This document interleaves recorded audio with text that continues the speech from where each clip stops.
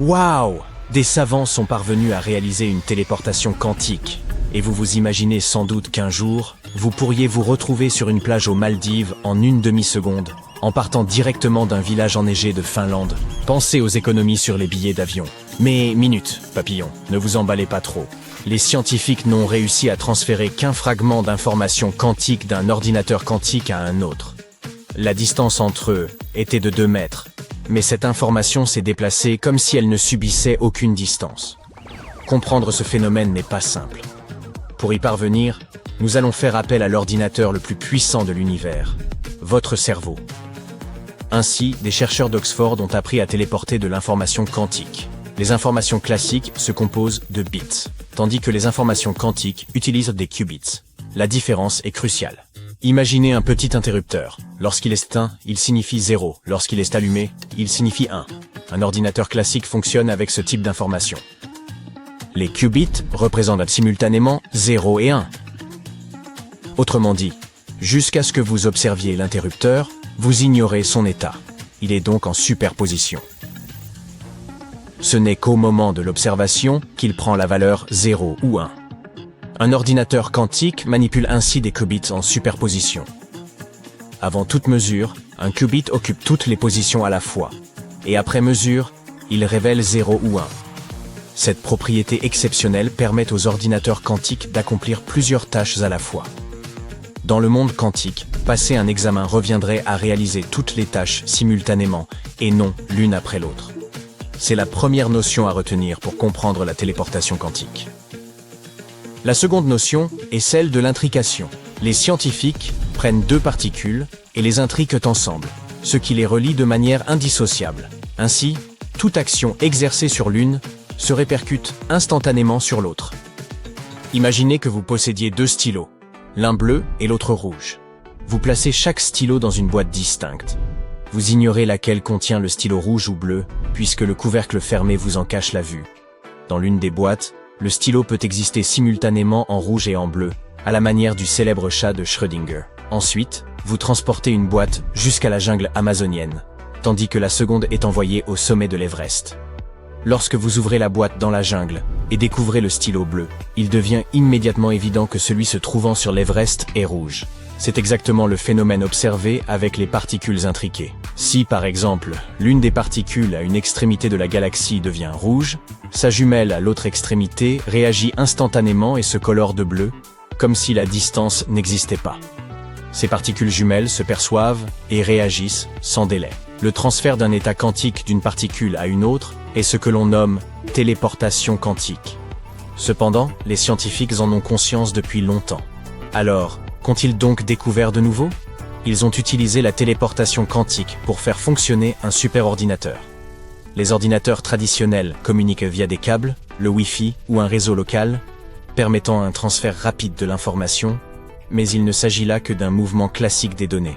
Chaque bit transmis possède une vitesse déterminée, contrairement à la téléportation. Désormais, grâce à cette technologie quantique, il devient possible de téléporter l'information plutôt que de la transmettre. Les ordinateurs quantiques demeurent aujourd'hui très fragiles et volumineux. Le moindre geste maladroit peut les endommager.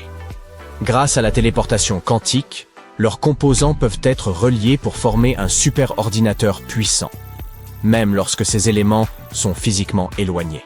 Jusqu'à présent, la distance atteinte est de 2 mètres, mais les expérimentations se poursuivent. Nous comprenons donc que 2 particules réagissent comme si la distance n'existait pas. Mais qu'est-ce qui est réellement téléporté dans un ordinateur? Il faut solliciter davantage notre réflexion.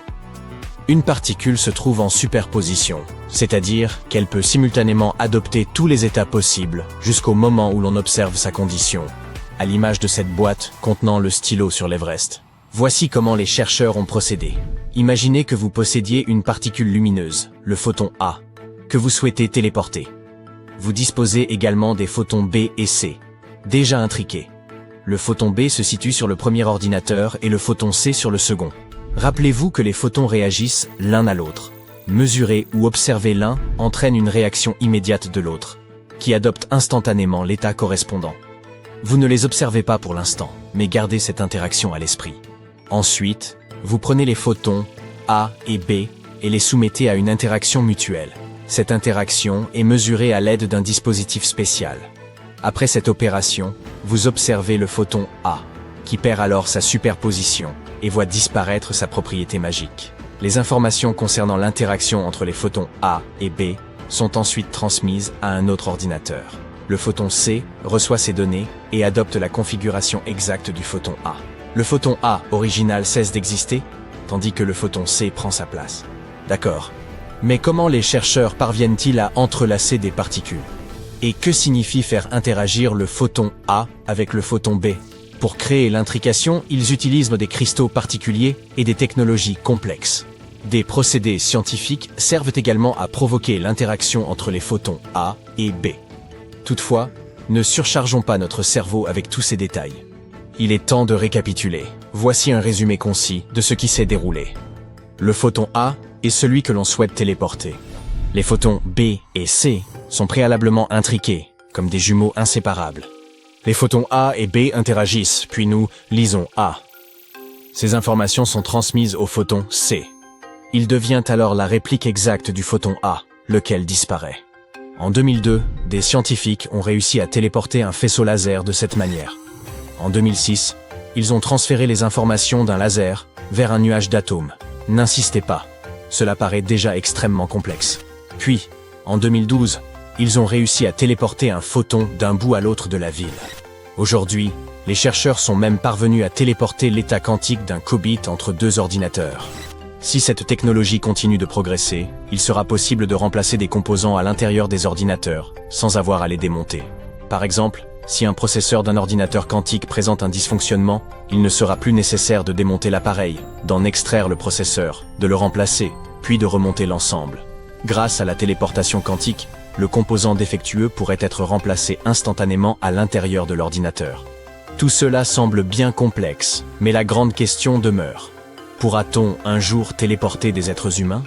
Plusieurs obstacles subsistent. Un être humain est infiniment plus complexe qu'une particule unique, puisque chaque individu est constitué de billions de particules. Par ailleurs, un modèle de téléportation quantique appliqué à l'humain s'illustrerait ainsi. Chaque particule de chaque atome, au sein de chaque molécule de votre corps, serait mesurée dans les Alpes. Toutes ces données seraient ensuite transmises aux pyramides de Gizeh. Là, sur la base de ces informations, votre double se matérialiserait, tandis que votre corps originel dans les Alpes serait détruit. Visuellement, il s'agit bien de téléportation. Vous disparaissez d'un lieu et votre copie identique apparaît ailleurs.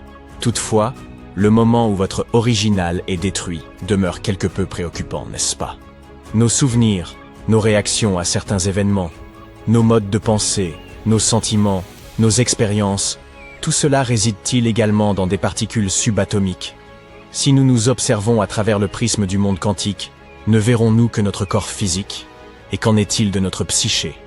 Peut-on l'assimiler au monde des particules, ou relève-t-elle d'une nature totalement différente? Dans ce cas, la téléportation qui détruit l'original et fait apparaître une copie ailleurs ne fonctionnerait pas vraiment. Certes, un double pourrait se téléporter, mais serait-ce réellement vous? Et comment être certain qu'aucune partie de votre être ne se perde lors du transfert? Que se passerait-il si vous perdiez encore un fragment de vous-même lors de la téléportation suivante?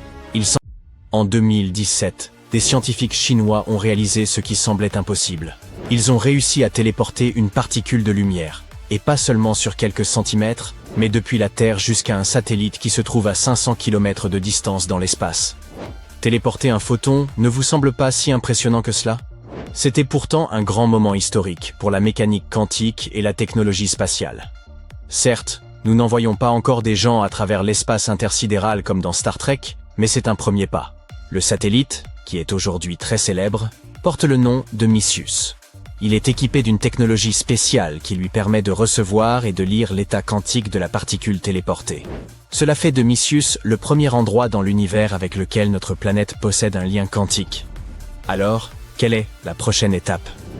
L'expérience a dû être menée dans un environnement extrêmement contrôlé, dans la paix et le silence absolu. Il n'est donc pas étonnant que les chercheurs se soient rendus au Tibet. La station terrestre de la préfecture de Ngari se trouve à plus de 4 km au-dessus du niveau de la mer, soit environ la moitié de la hauteur du mont Everest. À de telles altitudes, l'air est remarquablement pur. il n'y a pas une seule petite particule de poussière pour perturber la téléportation. Cette technologie de téléportation repose sur des théories extraordinairement complexes, notamment celle de Stephen Hawking. Et ce qu'il faut savoir, c'est qu'il ne s'agit pas de téléportation traditionnelle, la technique que nous avons l'habitude d'imaginer. Ici, les choses fonctionnent grâce à un concept étrange qu'on appelle l'intrication quantique. En gros, cela signifie que deux particules, par exemple des photons, peuvent être liées. Si vous modifiez quelque chose sur l'une, l'autre se voit elle aussi instantanément modifiée, peu importe la distance qui les sépare. Même s'il y a un univers entier entre elles ressentiront immédiatement les changements effectués sur l'autre. Et ce n'est pas encore ce qu'il y a de plus fou. Tous les électrons, photons et atomes ont leur propre état quantique. Celui-ci comporte toutes les informations qui les concernent. Par exemple, leurs propriétés, leur position et leur énergie. Les scientifiques peuvent lire ces informations afin de connaître telle ou telle particule. Et pour une raison folle et inexplicable, dès que nous apprenons quelque chose sur une particule intriquée, son autre adopte les mêmes propriétés. Imaginez un frère et une sœur vivant dans des villes différentes. Dès que vous faites connaissance avec le frère, la sœur devient soudainement sa jumelle. Étrange analogie, mais vous voyez ce que je veux dire. Rien ne s'est déplacé entre ces particules. Elles n'ont échangé aucune information entre elles. Elles savent simplement que nous savons. C'est comme si elles avaient un lien étrange et invisible que rien ne peut briser. Cette idée a vraiment perturbé Albert Einstein à son époque, car il croyait que rien ne pouvait voyager plus vite que la vitesse de la lumière. Mais cette communication se produisait plus rapidement. Einstein a nommé ça « action fantomatique à distance ». Quoi qu'il en soit, voici comment les scientifiques chinois ont réussi leur expérience. Tout d'abord, ils ont intriqué, ou lié, des paires de photons dans un laboratoire situé sur Terre. Ils ont gardé un photon de chaque paire au sol et ont transmis l'autre à Micius en utilisant un système optique de haute précision. Et un instrument sur le satellite l'a capté. Après cela, ils ont lu les informations concernant les deux photons, celui sur Terre et celui dans l'espace. Et vous l'avez deviné, celui de l'espace s'est immédiatement mis à copier celui qui était sur Terre. Donc, en lisant les informations concernant une particule à un endroit A, nous transférons son état à un endroit B via ce lien quantique invisible. Ce qui signifie que la téléportation réelle et concrète ne consiste pas à se déplacer de la Terre à l'espace, mais à créer une copie quantique complète dans un autre endroit. N'est-ce pas fou?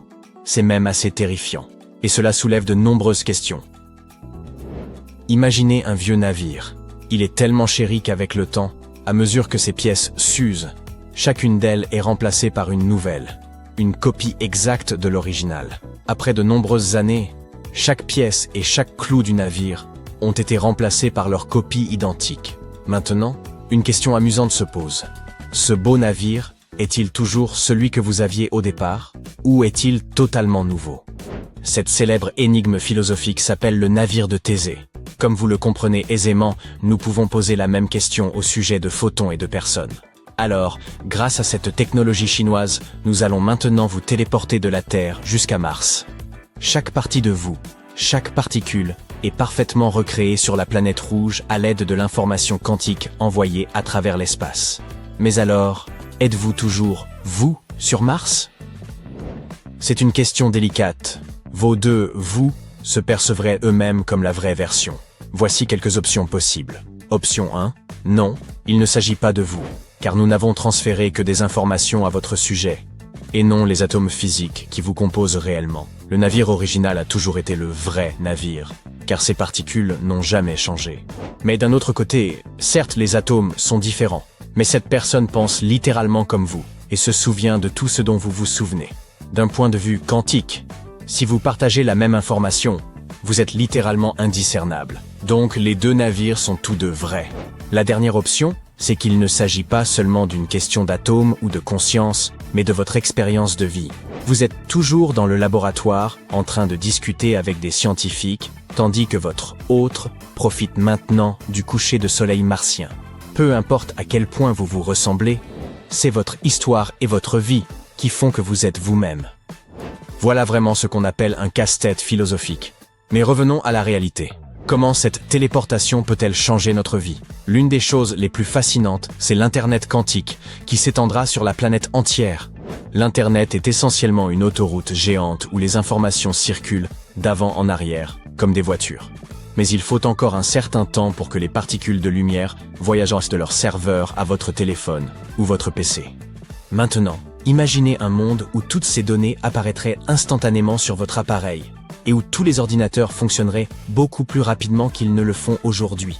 De plus, toutes les communications seraient ultra sécurisées. Après la découverte de ces scientifiques chinois, les choses ont progressé à une vitesse folle dans le monde de la mécanique quantique. Cette année, les scientifiques ont réalisé un autre exploit. Ils ont réussi à téléporter des états quantiques avec une précision de près de 90%, et ce dans des conditions plutôt bruyantes. Vous vous souvenez que nous avons dit que le Tibet était l'endroit idéal pour notre expérience? C'est parce qu'il n'y a pas de plus grand ennemi pour la téléportation quantique que le bruit. L'enchevêtrement est une chose très délicate, plus fragile que les plantes d'intérieur. Littéralement, tout élément extérieur peut le perturber et même le détruire. Auparavant, les scientifiques faisaient de leur mieux pour téléporter des choses dans des conditions bruyantes. Ils concevaient des voies spéciales pour que la lumière puisse se déplacer et utilisèrent des instruments sophistiqués pour que les particules restent stables et ne se mélangent pas. Mais maintenant, ils ont fait un pas de plus. Ils ont créé une machine qui aide les particules à éviter le bruit. Même s'il y a encore des perturbations, des sortes de turbulences, cette machine magique a permis de conserver un lien fort entre les photons et ainsi la téléportation fonctionne bien. Du coup, ça marche à présent presque à chaque fois. Une autre expérience fascinante a été menée en Allemagne. Ils ont trouvé un moyen de transmettre des informations quantiques via notre Internet classique, celui-là même que vous utilisez pour regarder cette vidéo. Connecter l'Internet quantique à l'Internet classique est difficile, car il fonctionne différemment. Vous vous souvenez de ce que nous avons dit à propos du bruit? Eh bien, ce serait comme essayer d'avoir une conversation très privée au milieu d'une fête bruyante sans que personne d'autre n'entende ce que l'on dit. Tout le bruit de l'Internet brise généralement instantanément les informations quantiques. C'est pour cela qu'il faut un lien quantique, une voix silencieuse et privée. Mais les scientifiques allemands voulaient savoir s'ils pouvaient, d'une manière ou d'une autre, envoyer des informations quantiques et des données Internet régulières sur un même chemin.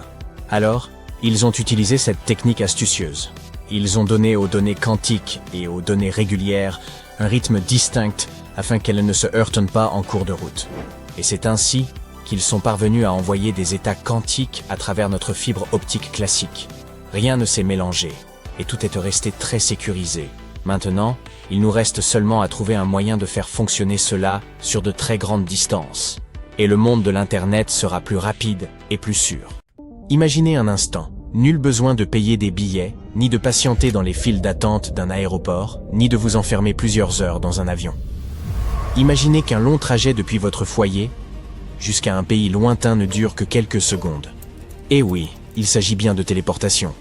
Certes, il faudra encore longtemps avant d'apercevoir un téléporteur dans un magasin, aux côtés d'un téléviseur ou d'un four à micro-ondes, mais certaines avancées laissent entrevoir une concrétisation future. À Potsdam, des chercheurs ont conçu un dispositif capable de scanner un objet et de le transférer ailleurs. Ce n'est toutefois pas une téléportation authentique. Cette approche repose sur une numérisation destructive associée à une impression 3D. Comment cela fonctionne-t-il? Le processus débute lorsqu'un objet est placé dans l'unité d'envoi. L'article y est délicatement usiné, couche après couche, produisant à chaque niveau un relevé extrêmement précis.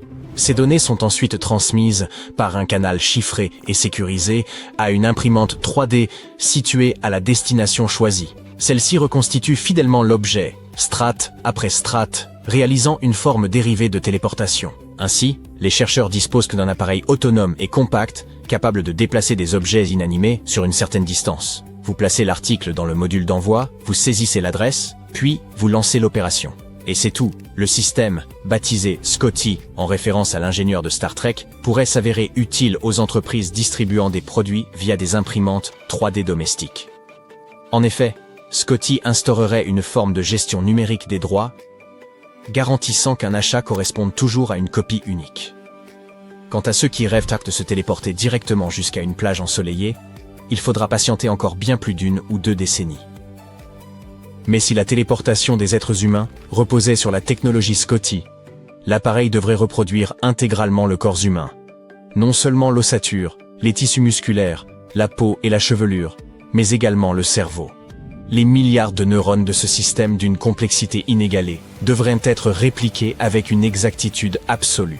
La machine vous désassemblerait en molécules puis en atomes, avant de vous scanner et de vous reconstruire ailleurs. Même ainsi, auriez-vous la certitude que ce serait bien vous, et non un double parfait? Consentiriez-vous à une telle expérience? Pour ma part, certainement pas. Examinons donc une technologie plus simple, mais tout aussi remarquable. Un procédé destiné à protéger les habitations contre les séismes en les soulevant légèrement du sol. Le Japon demeure à l'avant-garde de la sécurité sismique grâce à un système novateur, permettant aux maisons de flotter juste au-dessus de leur assise, prêtes à affronter les secousses. L'édifice repose sur un large coussin d'air stabilisant la structure durant le tremblement. Cette solution, basée sur de l'air comprimé, offre une réponse élégante et high-tech. Chaque demeure possède une fondation dédiée, un capteur intelligent et un compresseur. Le capteur agit comme un gardien vigilant, observant en continu la moindre activité sismique. Dès qu'il perçoit une vibration, il transmet un signal au compresseur extérieur. En quelques secondes, la maison s'élève de 2 ou 3 cm, demeurant en suspension tandis que le sol gronde. Lorsque les secousses cessent, l'air est relâché et l'habitation redescend doucement. C'est une chorégraphie de sécurité et d'innovation, assurant une véritable sérénité même face aux séismes les plus puissants. Les airbags automobiles sont bien connus de tous. Mais qu'en est-il des motos ou des vélos? Certes, le port du casque demeure rassurant. Toutefois, une entreprise suédoise a mis au point un airbag spécialement destiné aux cyclistes. Les essais ont même révélé des performances supérieures à celles des casques traditionnels. Lors d'un impact, l'airbag se déploie instantanément et devient une sorte de super-héros éphémère, prêt à vous protéger mais voué à un usage unique. Grâce à des capteurs élaborés et à un algorithme précis, il surveille vos mouvements et se déclenche en un dixième de seconde afin d'amortir la chute imprévue. Les essais ont révélé que ce dispositif de sécurité ingénieux obtenait une remarquable évaluation de 4 étoiles et demie, surpassant nombre de casques qui peinent à atteindre les 4 étoiles. Il a en outre été conçu pour résister aux impacts latéraux ainsi qu'aux contraintes de torsion.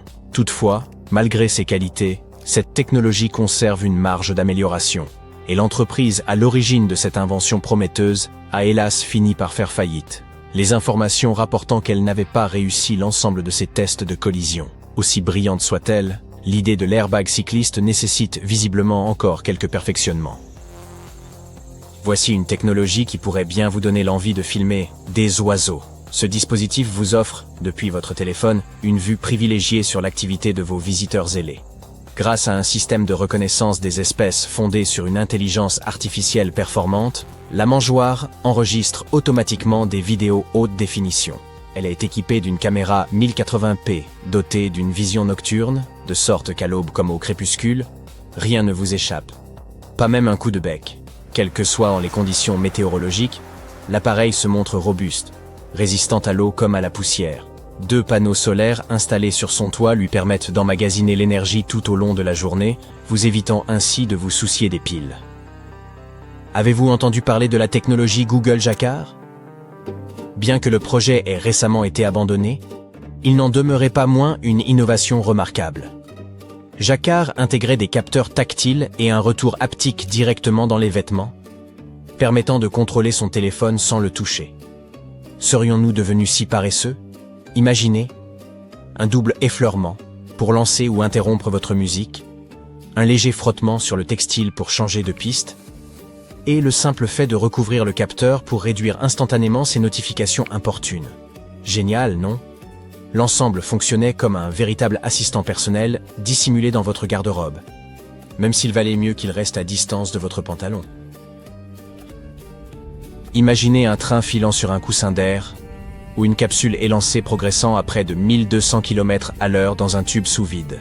Il ne s'agit nullement de science-fiction, nous parlons de l'hyperloop. À l'intérieur, l'impression est celle d'un véritable vaisseau spatial. Vous vous installez dans un siège confortable, attachez votre ceinture et vous préparez à une traversée extraordinaire. À une vitesse proche de celle du son, vous ne percevrez presque rien. Vu de l'extérieur, le train vous dépasserait plus vite que vous ne pouvez cligner des yeux, tant son design est optimisé.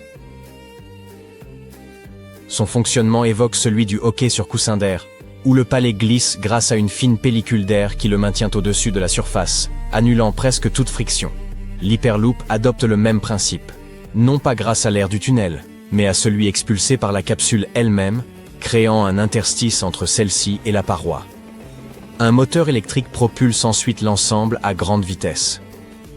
Quant à la résistance de l'air, elle deviendrait considérable à de telles vitesses. Pour la réduire, le système circule dans un tube où la densité atmosphérique est diminuée. Des pompes spécialisées aspirent ainsi une partie de l'air tout le long du trajet, sans toutefois produire un vide parfait, bien trop gourmand en énergie.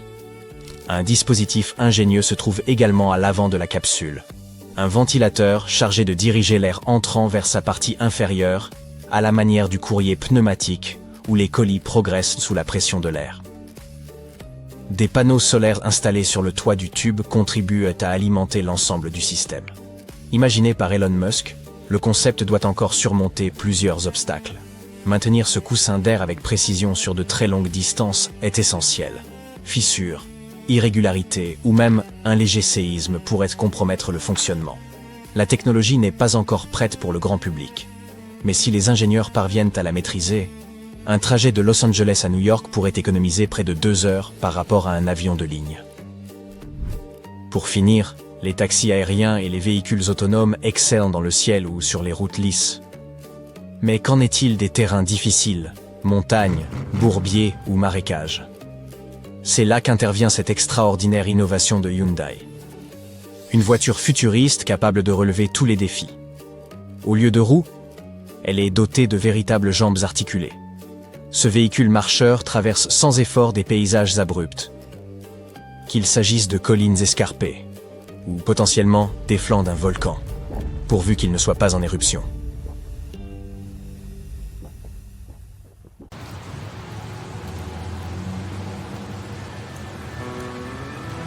Le futur est là.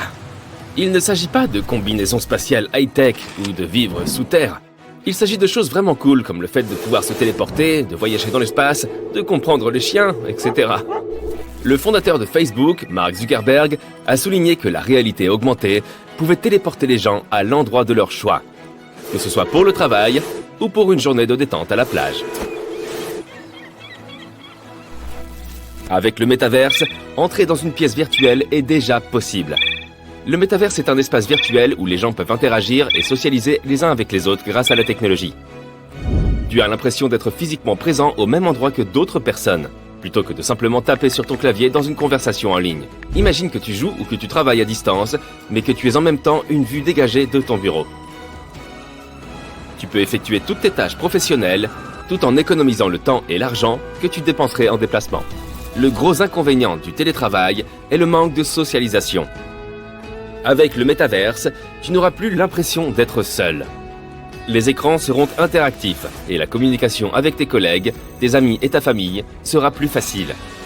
Même si la téléportation physique n'est pas encore possible, on peut déjà virtuellement aller où on veut. Les nanorobots portent ce nom parce qu'ils sont vraiment minuscules. Ces robots sont conçus pour effectuer des tâches spécifiques à l'intérieur du corps humain pour des raisons médicales. Une fois à l'intérieur, ils commencent à agir par eux-mêmes sans avoir besoin d'être contrôlés. Et ils peuvent se multiplier comme nos cellules. On a souvent entendu le mot nanorobot dans les films de science-fiction. Mais ils ne sont pas si éloignés de la réalité. Ils opèrent comme des mini-médecins à l'intérieur de ton corps. Et ils sont suffisamment précis pour diagnostiquer un problème et prescrire un traitement. Tout le monde sera en meilleure santé grâce à ces petites créatures high-tech. Chaque année, la population de la Terre augmente. Cela implique de plus grands besoins en production alimentaire. Comme il ne reste que peu d'espace dans les zones urbaines, les fermes devront bientôt être situées dans des endroits moins conventionnels, comme sur le toit des gratte-ciel ou dans les airs, c'est-à-dire sur des structures et plateformes qui peuvent supporter la végétation. Un éminent architecte, Javier Ponce, a conçu un bâtiment à 3 niveaux alimenté par des panneaux solaires au sommet.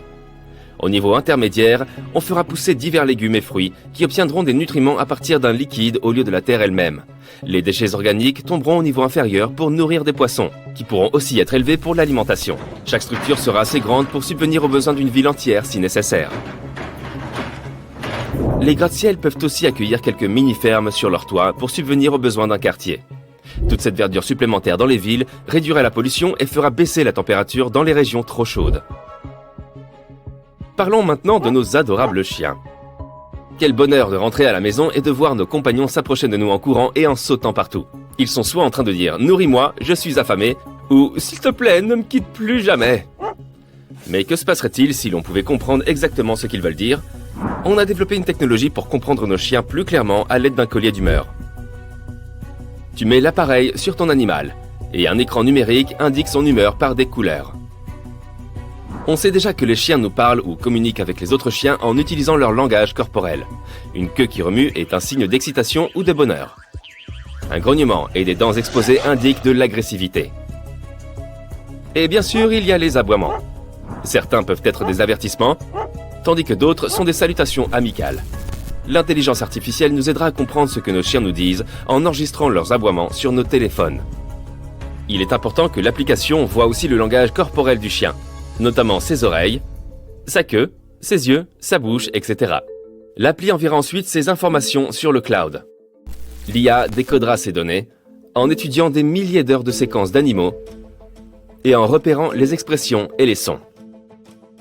Cela permettra aux vétérinaires de mieux comprendre leurs petits canins et de prévenir tout dommage qui pourrait découler de l'intervention. Cela aidera aussi à former les chiens pour qu'ils ne soient pas trop agressifs envers les livreurs ou les piétons et autres cyclistes qui passent. L'avenir des déplacements quotidiens se trouve dans les airs. Tu n'auras bientôt plus à attendre au feu rouge, à compter les secondes jusqu'à ce qu'il passe au vert pour arriver à l'heure au travail. Il est en effet grand temps de parler des taxis volants comme moyen de transport. Les taxis aériens sont en train de devenir une réalité. Amazon expérimente les livraisons aériennes et elles s'avèrent être un succès. Ces machines volantes sont dotées de capteurs qui peuvent remarquer certains obstacles comme les oiseaux, les fils électriques et les gros objets. Et c'est désormais aux législateurs d'adopter cette nouvelle forme de transport. Même si les livraisons aériennes sont désormais possibles, les autorités doivent encore trouver comment les organiser, créer des règles et mettre en place des mesures de sécurité. Quant aux taxis aériens exploités par des humains, il faudra déterminer qui sera habilité à les conduire. Ou quels types de modèles peuvent être produits. Mais de notre vivant, nous pourrions bien voir le ciel rempli de taxis aériens. La restauration rapide est sur le point de se transformer. Il existe déjà des caisses numériques où tu peux commander de la nourriture à l'aide d'un écran tactile et payer sur place sans interagir avec un humain. Le Japon a des distributeurs automatiques de pizzas fraîchement cuites. Certaines entreprises créent des robots qui peuvent préparer un menu de hamburgers et de frites. Ils sont rapides et précis, n'ajoutent pas trop de fromage et n'oublient pas les oignons. Tout ce dont ces robots ont besoin, c'est de quelqu'un pour les entretenir. Imagine que tu ailles dans un fast-food et que tu ne vois pas un seul humain devant toi. Tu passes ta commande auprès d'un caissier numérique après l'avoir personnalisé. Tu payes et tu regardes les robots à l'œuvre. Tu verras probablement des bras mécaniques soulever la friture et préparer un hamburger devant toi. Ne t'attends pas à voir un chef humanoïde préparer ton repas. Les robots sont conçus pour effectuer des tâches spécifiques. C'est pourquoi les bras mécaniques sont plus que suffisants. Et si l'avenir est aux robots de livraison volants, il n'y aura pas de problème d'embouteillage pour t'apporter ton repas. Réserver un billet d'avion pour aller à l'autre bout du monde est facile, mais que se passerait-il si tu pouvais aller dans l'espace pour le plaisir? De nombreuses grandes entreprises de voyage spatial telles que SpaceX et Virgin Galactic cherchent des moyens de transformer l'espace en nouvelle destination touristique. On pourrait aller aussi loin que la Station spatiale internationale, ou bien se contenter de la frontière entre l'atmosphère et ce qui est considéré comme l'espace. L'idée d'un ascenseur spatial a aussi émergé, qui pourrait envoyer des gens à la Station spatiale internationale. Il s'agirait d'une grande structure basée sur la Terre et atteignant l'espace, avec un ascenseur qui ferait monter et descendre les passagers. Cela rendrait les voyages dans l'espace très accessibles et beaucoup moins cher que de lancer une fusée. Il y a peut-être un avenir où Internet sera disponible partout dans le monde, peu importe où tu te trouves. Aujourd'hui, seule la moitié de la population mondiale a accès à Internet. Des entreprises comme Google considèrent Internet comme un droit fondamental et essayent d'utiliser des ballons à hélium pour le téléporter dans les endroits reculés. D'autres entreprises envisagent une approche différente, comme envoyer des microsatellites dans l'espace, chacun de la taille d'un chat. Cela changera la donne pour que tout le monde ait accès à Internet, ce qui garantira des connaissances gratuites pour tous. Imagine que nos bonnes vieilles briques puissent stocker de l'énergie pour alimenter ta maison. Ce projet n'en est encore qu'à ses débuts. Mais des scientifiques américains sont en train de développer des briques intelligentes, qui pourraient bien être l'avenir de la construction. Chaque mur pourrait stocker suffisamment d'énergie pour plusieurs heures. Un revêtement spécial, connu sous le nom de PEDOT, permettra d'exploiter les électrodes, transformant finalement les briques en de puissantes batteries. Le pigment rouge des briques est composé d'oxyde de fer, qui les aide aussi à stocker de l'énergie. Cela rendra ta maison intelligente encore plus intelligente. Bien, je ne sais pas ce qu'il en est pour toi, si ce n'est que tu es sûrement quelqu'un de très sympa, mais si j'avais l'occasion de donner vie à un élément de science-fiction, ce serait sans aucun doute une machine de téléportation. J'en ai tellement marre des embouteillages et de consacrer des heures pour voyager à l'étranger. Et l'idée d'être téléporté dans n'importe quel coin de la planète en quelques secondes me semble bien trop séduisante. Alors oui, c'est un choix évident. Imaginons que nous vivions déjà dans ce monde de science-fiction et que la machine de téléportation existe. Si tu as besoin d'un nom technique sophistiqué pour ce que nous nous apprêtons à faire maintenant, cela s'appelle un exercice de pensée. Les exercices de pensée sont monnaie courante en philosophie, et ils explorent des scénarios aussi créatifs qu'improbables. Le but n'est pas de déceler la vérité de ces scénarios, mais d'explorer ce que nous croyons à leur sujet. Nous allons donc nous livrer à notre propre expérience de pensée et imaginer un monde où la téléportation serait quelque chose de répandu. Que se passe-t-il alors et quelles sont les possibilités offertes par ce monde? Promenons-nous dans Londres, la capitale du Royaume-Uni. Oui, c'est toujours la capitale du Royaume-Uni, même dans cette réalité-là. Tu vois cette cabine téléphonique rouge? Entrons. Non, je ne veux pas que tu appelles ta mamie pour lui demander les nouvelles de sa semaine, même si tu devrais probablement le faire un de ces quatre. Dans ce monde, cette cabine téléphonique est une machine de téléportation. Parce que, vraiment, qui en a encore besoin pour téléphoner? Elles servent à quelque chose de bien plus utile à présent. Il ne te reste plus qu'à choisir ta destination. Utilise les chiffres pour taper le code postal de l'endroit où tu veux aller. Sur l'écran, tu vois maintenant quelques options. Ce sont les coordonnées exactes des téléports dans ta zone de destination. Bien sûr, tu ne peux pas te téléporter à n'importe quel endroit au hasard. Ce ne serait pas sûr du tout, puisque tu pourrais tomber sur quelqu'un qui s'y trouverait déjà. Il existe donc des endroits désignés. Où veux-tu aller? À New York. Trispien, tapan 0020. I present tu dois choisir un point d'arrivée. Cet endroit par exemple. C'était autrefois un kiosque à journaux. Oui, ces kiosques ont aussi été réassignés puisque plus personne ne lit de journaux. Mettons que tu sois Alex. Puis-je t'appeler Alex?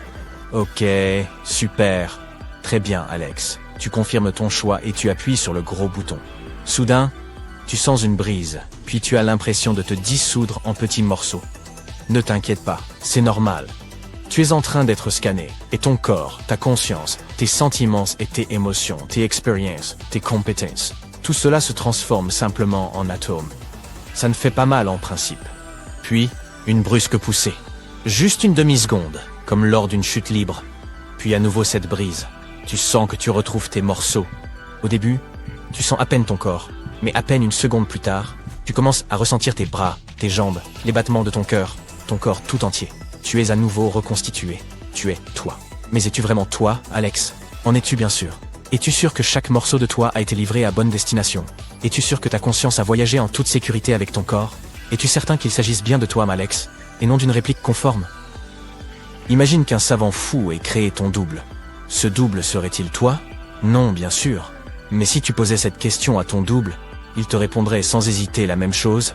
Alors pourquoi es-tu si sûr que le toi qui se tient en ce moment au milieu de Manhattan est le toi original, et non ce double qui est persuadé d'être toi?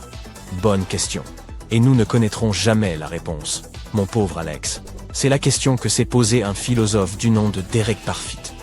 La machine de téléportation est-elle vraiment une forme de transport? Ou bien se débarrasse-t-elle du toi original pour reproduire une copie dans un endroit différent? Il y a de fortes chances que ce soit la seconde hypothèse. Imaginons que toi, Alex, tu interfères avec ton toi futur et le traites mal. C'est considéré comme immoral. Parfit affirme que tout type de préjudice qu'une personne cause à une autre est moralement répréhensible. Même si tu te fais du mal à toi-même, ton toi futur est une personne différente. Par conséquent, un mauvais régime alimentaire ou le fait de ne pas aller à la salle de sport sont moralement répréhensibles, tout comme n'importe quelle autre mise en danger ou comportement à risque. Selon lui, la société doit protéger les individus. C'est pourquoi, dans la philosophie de Parfit, la téléportation était néfaste. Ainsi, dans un monde où une telle machine existe, les partisans du philosophe seront ceux qui protesteront contre l'utilisation des machines de téléportation. Tout comme les écologistes d'aujourd'hui, qui s'opposent aux avions parce qu'ils nuisent à l'environnement. Les nouveaux activistes s'opposeront à cette machine à tuer les gens. Tu perçois le dilemme ? Es-tu prêt à te débarrasser de toi-même et à téléporter ta copie conforme à New York juste parce qu'un vol de 8 heures est un petit peu barbant ? D'accord. Je comprends que ton corps puisse être décomposé en millions de particules, puisse transporter rapidement dans un autre endroit et être recomposé ensuite. Mais j'ai bien du mal à imaginer comment cette astuce pourrait fonctionner avec ta conscience. Elle n'est pas matérielle. Tu ne peux pas la device en quoi que ce soit. D'ailleurs, comment se déplacerait-elle ? D'un autre côté, toi-même, tu t'endors tous les soirs et tu te réveilles le lendemain matin. Nous ne pouvons pas être sûrs que la version d'hier de nous-mêmes ne disparaisse pas au profit de celle d'aujourd'hui. Et qu'il n'y aura pas une nouvelle version de nous demain. Peut-être nous régénérons-nous chaque nuit. Si tel-est le cas, alors la téléportation ne sera pas pire que de s'endormir tous les soirs. Comme nous l'avons toujours fait depuis que nous sommes apparus sur Terre. Ou alors, il se crée une nouvelle réplique de nous, à chaque fois que nous entrons dans une pièce différente. Il est possible que nous nous régénérions en permanence, sans même nous en rendre compte. Et voici un dernier paradoxe pour toi. Il y a 2000 ans, Thésée aurait fondé Athènes.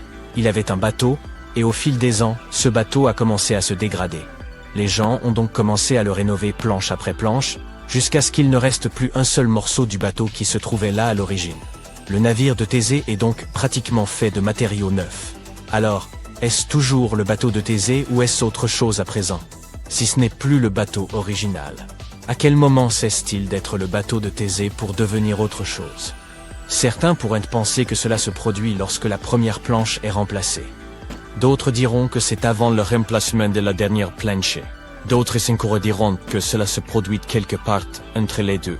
Eh bien, la même chose nous arrive à nous, les humains. Nous nous régénérons en permanence. Certains organes vivent de quelques secondes à quelques minutes, d'autres des années. Mais le processus de régénération est permanent, et nous ne sommes pas exactement la même personne tout au long de notre vie. En quoi est-ce différent de la téléportation? Bien sûr, lorsque toi, Alex, entreras dans cette machine, tu seras sur le point de disparaître. Mais ce ne sera pas différent de la façon dont tu as disparu depuis que tu as commencé à regarder cette vidéo. Pendant que tu la regardais, la version précédente de toi a disparu. Et si tu dois te téléporter à New York, ce ne sera pas différent. Quoi qu'il en soit, la possibilité de détruire son moi d'origine n'est pas le seul problème. En fait, Derek Parfit décrivait ses idées sur la téléportation en prenant l'exemple d'un déplacement de la Terre vers Mars, et il est allé encore plus loin. Imaginons que les gens se soient inquiétés, et aient réussi à améliorer cette machine de téléportation. Maintenant, elle ne détruit plus la version originale de toi-même, mais crée simplement ta réplique à l'endroit de destination. Et cette réplique se souviendra de la téléportation depuis la Terre. Bien, vous êtes maintenant 2 dans l'univers. Admettons que vous vous rencontriez. Tu pourras alors parler à ta copie parfaite. Mais puisque tu peux lui parler, cela signifie qu'elle n'est pas toi. Si tu te pinces, elle ne sentira rien. Si tu tombes malade, elle ne sentira rien et restera en bonne santé.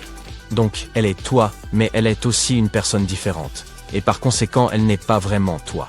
Bon, il va falloir que j'aille me détordre le cerveau de tout ça. Allez, à la prochaine. C'était il y a 200 ans, en 1821. Quelqu'un frappe à ta fenêtre du 2e étage. C'est le matin. Tu regardes dehors, il y a un type avec une longue perche qui se promène dans la rue en tapant aux fenêtres de tout le monde. C'est bizarre. Pas vraiment, c'est un knocker-upper. C'est vrai. Bien avant que les réveils ne deviennent la norme dans chaque chambre, ces individus se promenaient dans les rues, réveillant les gens pour qu'ils ne soient pas en retard au travail. Tu te lèves et tu vas aux toilettes. Il y a juste un pot de chambre. Génial. Eh bien, à chacun son époque. Faisons un bond en avant de 200 ans jusqu'en 2021. Ta chanson préférée te réveille, ni trop forte, ni trop douce. Tu ouvres les yeux, attrapes ton téléphone, éteins l'alarme et fais défiler des pages et des pages. Il est temps de sortir du lit et d'aller travailler. Tu prends une douche, te brosses les dents, fais du café et fais bouillir des œufs pour le petit déjeuner. 10 minutes plus tard, tu enfiles ta tenue de travail et tu sors. Voiture, autoroute, embouteillage. À l'époque, il y avait une bassine en fer qui contenait de l'eau froide à côté du miroir. Tu es allé la remplir toi-même la veille au puits. Donc tu te laves le visage et te brosses les dents avec une brosse à dents faite de bois et de poils durs d'animaux. Ton dentifrice est constitué d'une poudre faite de briques pilées, de charbon de bois et de sel. Les gens de cette époque avaient-ils une très mauvaise hygiène dentaire ? En fait, pas autant qu'on pourrait le croire. Ils mangeaient des aliments non transformés comme le blé, le riz, les légumes et les fruits frais. Ce type d'alimentation naturelle et saine est assez facile pour les dents, sans conservateurs, sans produits chimiques supplémentaires. Les gens mangeaient surtout des aliments contenant des vitamines qui rendaient leurs dents plus fortes et plus résistantes aux caries.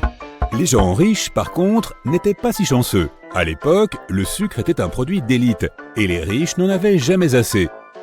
Les confiseurs inventaient constamment de nouvelles friandises et sucreries pour eux.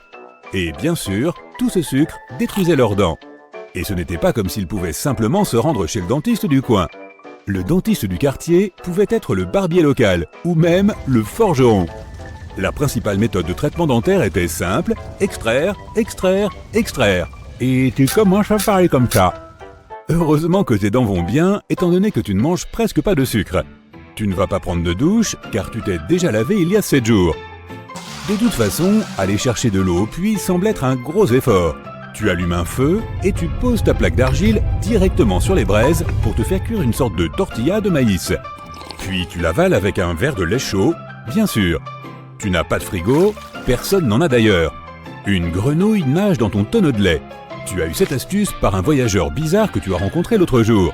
La peau de la grenouille sécrète une substance spéciale qui empêche les microbes d'entrer en contact avec elle, ce qui évite que le lait ne tourne. Tu n'as que 2 tenues. Alors tu t'en sors plutôt bien dans la vie. L'une d'elles est chez le tailleur en ce moment. Ton costume préféré, celui que tu as lavé à la lessive dans la rivière hier, est sec et prêt. Tu l'enfiles. Oh là là, un autre trou dans ta chemise. Ces mythes mangeraient vraiment n'importe quoi. Tu sors, les routes sont sales et l'odeur est intense. Les gens déversent des pots de liquide dans la rue. Dans quelques décennies, chaque maison sera reliée à un système d'approvisionnement en eau. Ouf! Le progrès. Tu attrapes une calèche, tu donnes quelques pièces au cocher et tu montes dedans. Aujourd'hui, tu avances comme une tortue sur l'autoroute. C'est horrible. Il y a des centaines d'autres voitures et la chaleur est terrible. Tu allumes la radio satellite, il y a peut-être quelque chose d'intéressant qui se passe. Génial! Le dernier rover de la NASA vient de prendre de nouvelles photos de Mars. À l'époque, tu roulais comme tout le monde quand soudain tu as entendu les cris d'un vendeur de journaux. Tu demandes au cocher de s'arrêter et d'appeler pour un journal. La première page dit que Michael Faraday vient de créer une sorte de prototype de moteur électrique. Tu n'as aucune idée de ce que cela signifie, alors tu passes à la page suivante. L'embouteillage est enfin terminé. La douce voix de ton application de conduite te dit que tu arriveras à destination dans quelques minutes. Le conducteur ne se souvient pas exactement comment se rendre là où il faut. Alors il s'arrête souvent pour demander son chemin aux passants. Tu arrives au bureau, tu t'assois à la table, tu ouvres ton ordinateur portable et tu envoies quelques courriels rapides. Tu es enfin arrivé à ton travail, la plus grande usine de tissage de la ville. Tu passes devant des rangées de machines où les ouvriers cousent des vêtements. Tu entres dans ton bureau et tu fermes la porte derrière toi. Le premier stylo à billes ne verra pas le jour avant quelques décennies. Alors tu prends ton fidèle stylo à plume. Tu lis quelques lettres et tu notes des informations dans ton journal. Pause déjeuner. Tes collègues et toi commandez à l'avance un déjeuner spécial bureau et vous l'avalez dans la salle de repos. Votre pause déjeuner commence assez tôt car il vous faut au moins une demi-heure pour vous rendre au restaurant le plus proche. Vous commandez un ragoût de légumes et attendez encore 40 minutes qu'il soit cuit. Après le déjeuner, vous retournez à l'usine. Au moment où tu ranges tes affaires, tu reçois le meilleur texto de la journée. Ton ami organise une fête ce soir. Tu réponds à l'invitation avec un tas d'émojis. Tu sors en courant du bâtiment et tu rentres chez toi pour te doucher et te changer. Ta main devient raide à force d'écrire. Tu as rempli une quarantaine de feuilles de rapport comptable. Un jeune homme s'approche et te tend une enveloppe. C'est pour vous, monsieur, de la part de monsieur Harper. L'homme s'en va et tu ouvres la lettre. Envoyée par coursier, quelle fantaisie! C'est de la part de votre plus vieil ami. Il organise une fête chez lui Tout le monde va s'asseoir et écouter sa nièce jouer de la musique. Une soirée amusante, de la musique, la compagnie de personnes intelligentes, sympa. Tu rentres à la maison, tu te douches et tu mets ta tenue la plus élégante sans être trop sophistiqué. Tu es prêt, tu sors ton téléphone et tu commandes une voiture. 15 minutes plus tard, tu t'arrêtes devant une petite maison. Tu entends de la musique, des gens qui discutent, cette fête a du potentiel. Tu quittes l'usine, tu montes dans une autre voiture et tu te rends chez ton ami. Avant cela, tu passes chez le tailleur, tu récupères ton autre costume et tu lui demandes de réparer le trou dans ta chemise. Le carrosse s'arrête devant un domaine grandiose. Il y a déjà plusieurs autres carrosses alignés devant l'énorme portail en fer. Des dames dans de magnifiques robes et des messieurs en queue de pie et chapeau haute forme en descendent. Tout le monde emprunte le chemin boueux qui mène à l'entrée principale. Cette fête est incroyable. La piste de danse est déchaînée et on ne voit que des bras qui s'agitent dans les airs.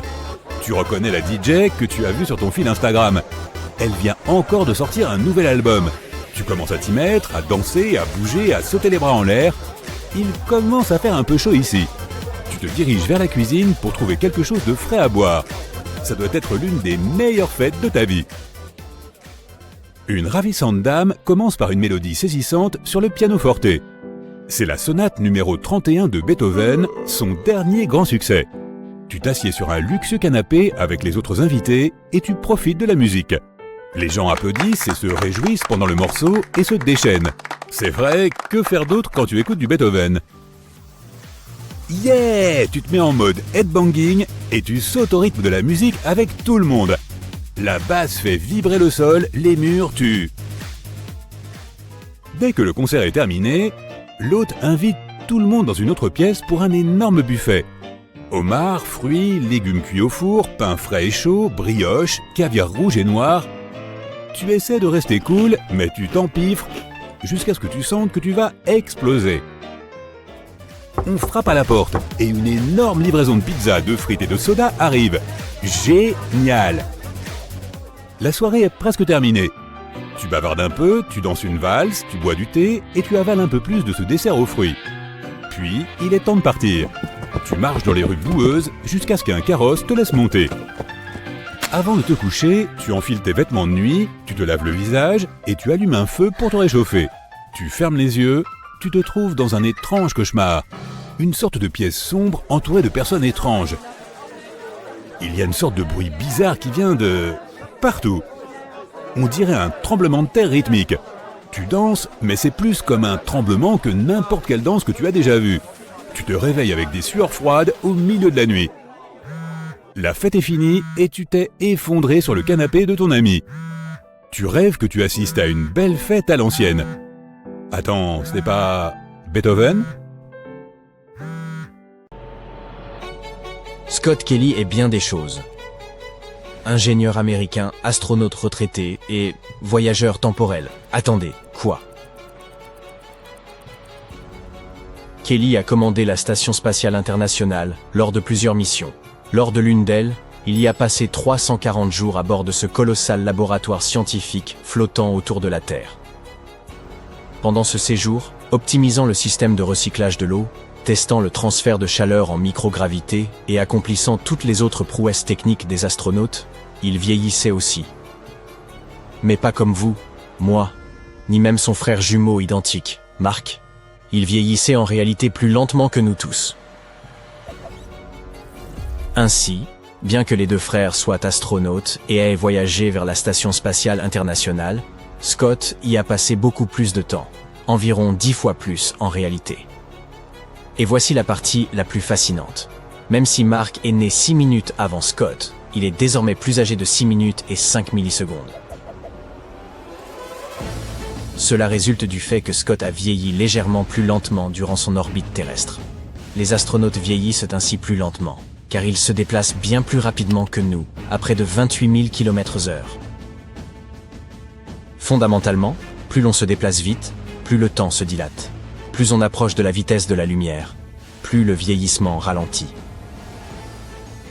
Du point de vue de Scott Kelly, rien ne paraissait anormal là-haut. Le temps s'écoulait normalement pour lui. Pourtant, il a effectivement moins vieilli que son frère jumeau sur la même durée terrestre. À son retour, On peut donc dire qu'il avait en quelque sorte fait un bond dans le temps par rapport à nous. Ainsi, voyager à une vitesse proche de celle de la lumière permet de sauter dans le temps, ce qui signifie que les astronautes ont déjà, en quelque sorte, accompli un voyage temporel. Certes, cela peut décevoir, car ce n'est pas comme dans Retour vers le futur. Pas de voiture futuriste filant dans une autre chronologie. Mais c'est bien réel, du moins selon certains scientifiques. Le véritable voyage dans le temps ne consiste pas à passer d'un instant à un autre, comme retourner à l'époque des dinosaures, puis appuyer sur un bouton pour se projeter jusqu'en l'an 2100.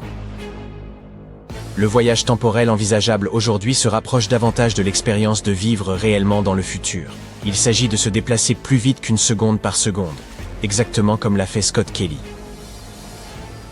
Pour expliquer la théorie qui sous-tend cette idée audacieuse, il nous faut introduire une figure célèbre, Albert Einstein. Songez à votre enfance et à votre retraite. Qu'il s'agisse de votre passé ou de votre avenir, le temps semble toujours s'écouler à un rythme constant. Mais Einstein intervient en précisant, certes, mais ce n'est pas si simple. Il a ainsi introduit la notion de relativité du temps. Autrement dit, la durée que vous percevez par rapport à quelqu'un d'autre dépend de vos activités respectives et de votre position exacte dans l'univers. Le temps n'est pas identique pour tous. Prenons un exemple. Vous êtes assis sur un banc, tenant un cornet de glace qui fond. Pendant ce temps, votre ami traverse l'espace à bord d'un vaisseau ultra rapide. Pour vous, la glace peut fondre en 5 minutes. Pour votre ami, se déplaçant à une vitesse folle. Cette même scène dure moins longtemps sur sa montre. Voilà la dilatation temporelle. Le temps s'écoule effectivement plus lentement, pour ce qui se meut plus rapidement. C'est là le cœur de la relativité restreinte. Nous avons en fait vérifié la théorie d'Einstein dans les années 70. 2 scientifiques ont embarqué des horloges atomiques d'une précision extrême et les ont fait voyager autour du globe à bord d'avions, d'abord vers l'est, puis vers l'ouest. Ils ont comparé ces horloges à une 3e restée au sol. À leur réunion, elles indiquaient des temps différents. L'horloge ayant volé vers l'est, dans le sens de la rotation terrestre, avait perdu 59 nanosecondes, se déplaçant plus rapidement par rapport au sol. Celle ayant volé vers l'ouest, à contresens de la rotation, se déplaçait plus lentement et avait gagné 237 nanosecondes.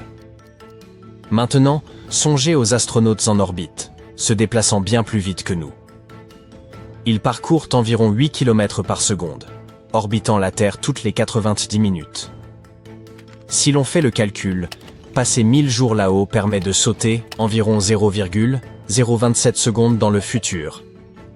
Je sais, ça ne semble pas beaucoup, mais cela tient à ce que la vitesse de la Station spatiale internationale reste infime comparée à celle de la lumière. Cependant, si l'on poursuit cette idée, le cosmonaute Oleg Kononenko devient, en quelque sorte, le plus grand voyageur temporel de l'humanité. En 2024, il a établi le record mondial du plus long séjour dans l'espace. 878 jours en orbite. Ainsi, nous savons désormais que Kelly et Kononenko vivent, d'une certaine manière, dans le futur. Mais qu'en est-il de voyager en arrière dans le temps? Je crains de devoir vous décevoir. Retourner à vos glorieuses années de lycée est beaucoup plus complexe. En théorie, cela pourrait être envisageable. En pratique, c'est pratiquement impossible.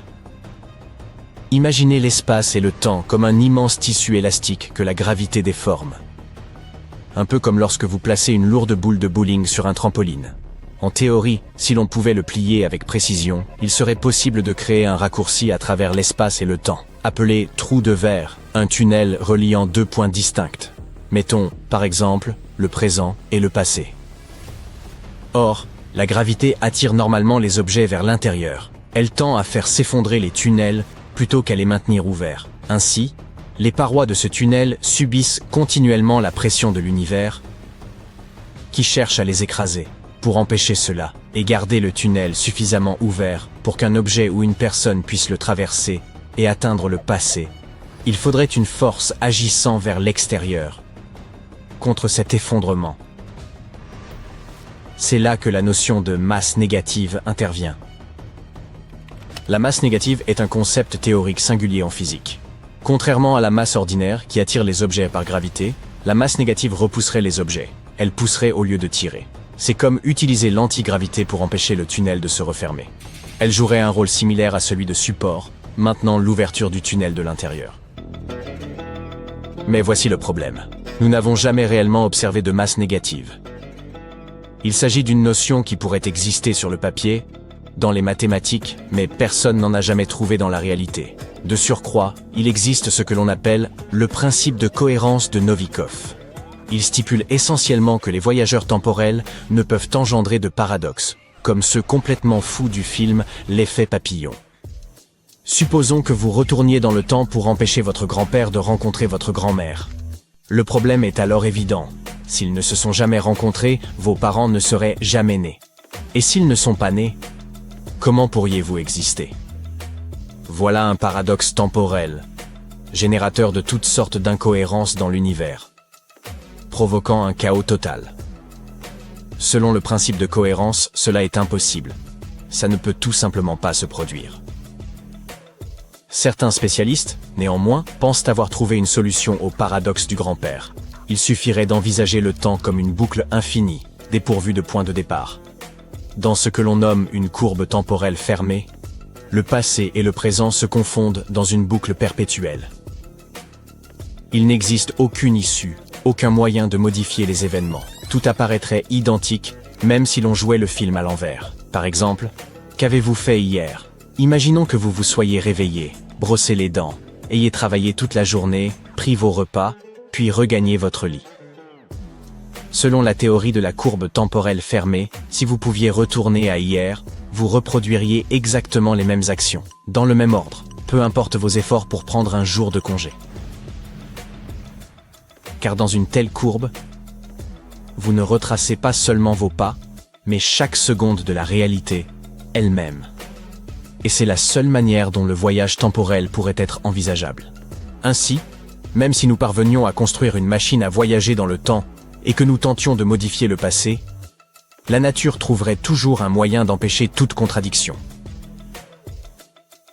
En fin de compte, tout devrait s'aligner parfaitement pour éviter que notre histoire ne sombre dans le chaos.